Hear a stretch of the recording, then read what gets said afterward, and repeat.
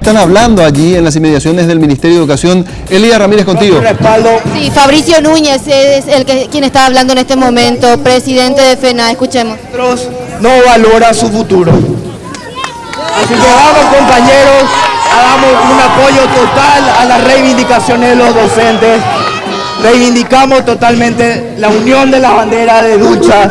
Estudiantes y maestros unidos jamás serán vencidos.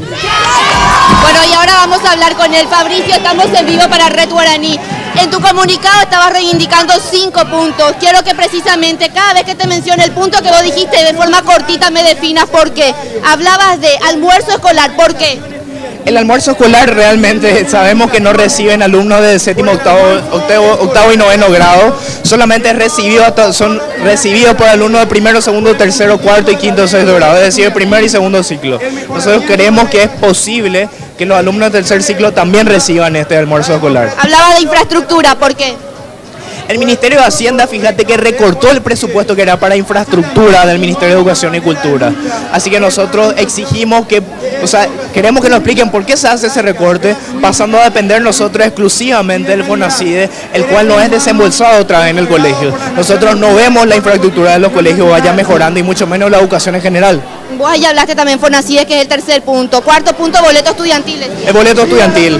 Vemos que los empresarios no cumplen esta ley de boleto estudiantil, no nos suben a los colectivos, si es que nos hacen subir, nos hacen pasar por debajo de molinete. Esto es una ley que debería cumplirse. Los empresarios que no cumplen esto pasan impunemente frente a la ley paraguaya. Ayúdame con el quinto punto que se me pasó. Democratización de los colegios. A 25 años de la caída de Stroessner nosotros seguimos viendo un autoritarismo totalmente vigente en los colegios.